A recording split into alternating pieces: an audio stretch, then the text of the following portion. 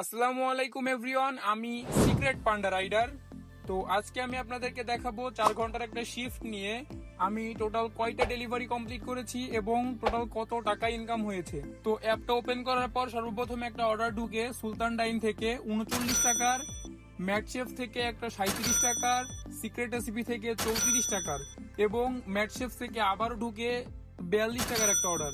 এরপর CP 5 star থেকে ঢুকে 44 টাকার একটা অর্ডার, কুস্তরি অর্চিড থেকে ঢুকে 45 টাকার একটা অর্ডার, মোমো ব্লাস্ট থেকে ঢুকে 32 টাকার একটা অর্ডার এবং সর্বশেষ সুলতান ডাইন থেকে 32 টাকার একটা অর্ডার কমপ্লিট করি।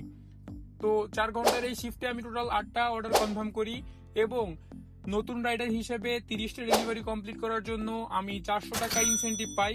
তো 8টা ডেলিভারি করে আমি টোটাল ইনকাম করি 308 টাকা এবং নতুন রাইডার হিসেবে আমি টোটাল 400 টাকা ইনসেন্টিভ পাই।